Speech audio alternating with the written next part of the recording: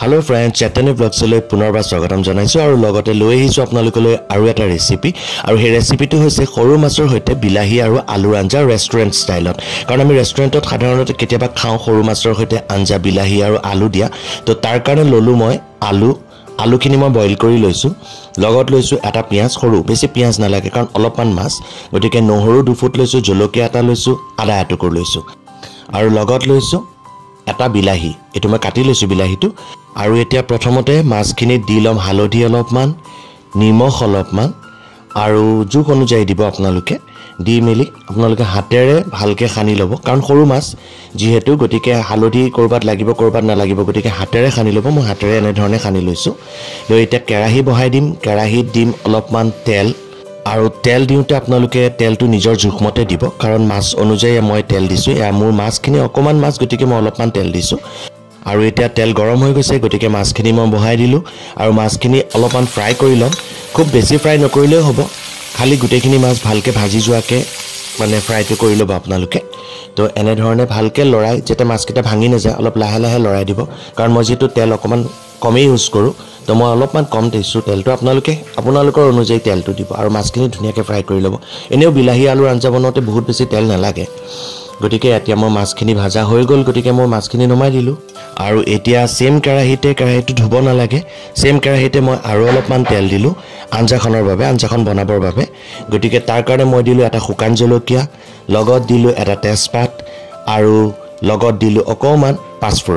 পাঁচফোৰণ দিব পাঁচফোৰণ দিলে আপোনালোকৰ ফ্লেভাৰটো খুব ধুনিয়া ওলাই গতিকে তেলত পাঁচফোৰণ দিলে খুব ধুনিয়া গোন্ধায় গতিকে মই এই তিনটা বস্তু দিয়াৰ পিছত এতিয়া কাটি থোৱা পিয়াজখিনি মই দি দিলো আৰু পিয়াজখিনি দিয়াৰ পিছত পিয়াজখিনি অকমান ৰঙচুৱা হোৱাকে ফ্ৰাই কৰি লব অকমান ৰঙচুৱা হোৱাৰ পিছত আপোনালোকক মই দেখুৱাইছিলো আদা নহৰু আৰু কেঁচা জলকীয়া হে আদা নহৰু আৰু কেঁচা জলকীয়াটো আপোনালোকে খুন্দি পেলাই বা পিছি পেলাই আপোনালোকে দি দিব মই দি দিলো আদা নহৰু কেঁচা জলকীয়াৰ অকমান পেষ্ট আৰু এখিনিও খুব ধুনিয়াকে ভাজি লম লগত পিয়াজৰ লগত তাৰ পিছত মই তাত ঢালি দিম যেতিয়া এখিনি ভাজা হৈ যাব পিয়াজ আদা নহৰুখিনি ভাজা হোৱাৰ পিছত এতিয়া মই ইয়াত দি দিম বিলাহীখিনি মই চপ কৰি ললো লৈ পেলাই ইয়াত দি দিলো আৰু এটা বিলাহীয়ে পানী এৰিছে অকমান পানী এৰাৰ পিছতে মই ইয়াত দিম অলপমান হালধি দিলো জুখ অনুযায়ী আৰু অকমান নিমখটো আপোনালোকৰ নিজৰ জুখমতে দিব আঞ্জাৰ পৰিমাণ যিমান বা তৰকাৰীখনৰ পৰিমাণ যিমান ইমান মতে আৰু বিলাহীখিনি অলমোস্ট গলিছে গতিকে মই অলপ টাইম আৰু ভাজি লম ইয়া দেখিছে বিলাহীখিনি গলি গৈছে এতিয়া মই কাটি থোৱা আলুখিনি যিখিনি বইল কৰি থৈছিলো হে আলু কেটুকুৰ ইয়াত দি দিম আলু কেটুকুৰ দি পেলাই বিলাহীৰ লগত ভালকে ভাজি লব আলু কেটুকুৰ অকন ভাঙি দিব মাজে মাজে তেতিয়া আঞ্জাখন গোটা হয় আৰু খাবলৈ বেছি টেষ্টি হয় গতিকে আলুখিনি বিলাহীৰ লগত মিলাই এনেকে ভাজি লব লোৱাৰ পিছত অকমান সময় ভাজাৰ পিছত আপোনালোকে ইয়াত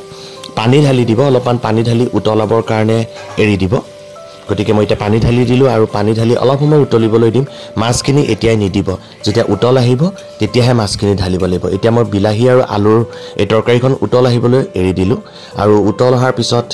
মই এতিয়া উতল আহি গল গতিকে এতিয়া মই ইয়াত মাছখিনি ঢালি দিম যিখিনি মাছ মই ফ্ৰাই কৰি থৈছিলো সেই মাছখিনি মই ইয়াত ঢালি দিম দিয়াৰ পিছত ভালকে আঞ্জাখন অলপমান খুহিবৰ কাৰণে এৰি দিম ঢাকন মাৰি দিব আৰু ঢাকন মাৰি দিয়াৰ পিছত এখিনি অকমান খুহি যেতিয়া অকমান গোটা হ'ব কাৰণ বেছি জুলিয়া হলে ভাল নালাগে অলপমান গোটা হলে ভাল লাগে খাবলৈ আৰু ইয়া দেখিছে তৰকাৰীখন গুট মাৰি আহিছে আৰু এতিয়া ইয়াত মই নিমখটো টেষ্ট কৰি লম লোৱাৰ পিছত ইয়াত মই ধনিয়া অলপ কাটি থৈছিলো এই ধনিয়াখিনি মই ইয়াত দি দিম আৰু ধনিয়াখিনি দি দিয়াৰ পিছতে আঞ্জাখন আমাৰ ৰেডি হৈ গল গতিকে এতিয়া মই ধুনিয়াকে এটা বাটিত সাৰ্ভ কৰিম খাবৰ বাবে আৰু আপোনালোকেও ঘৰত বনাব আৰু ৰেচিপিটো কেনেকুৱা পালে কমেন্ট কৰি জনাবলৈ নাপাহৰিব আৰু মোৰ চেনেল চেতনিয়া ব্লগছটোক সাবস্ক্ৰাইব কৰিবলৈ নাপাহৰিব আৰু লগত থকা বেল আইকনটো প্ৰেছ কৰি দিব তেতিয়া মোৰ আহিবলগীয়া ভিডিঅ'ছবোৰৰ নটিফিকেশনছবোৰ আপোনালোকে পাই থাকিব গতিকে ৰেচিপিটো এবাৰ ঘৰত ট্ৰাই কৰিব কাৰণ কেতিয়াবা সৰু মাছ আনিলে আমাৰ কি খাম এনেকৈ আমি ভাবি থাকো তো তেতিয়া এই ৰেচিপিটো আপোনালোকে ট্ৰাই কৰিব পাৰে ভাল পাব খাই পেলাই কমেন্ট কৰি জনাবলৈ কিন্তু নাপাহৰিব দেই তো চাই থাকিব চেতনিয়া ব্লগ আৰু আগলৈ নতুন ৰেচিপিৰ হৈতে আপোনালোকৰ মাজলৈ আহিম গতিকে চাই থাকিব চেতনিয়া ব্লগছ তো আজিৰ কাৰণে বাই বাই itu sih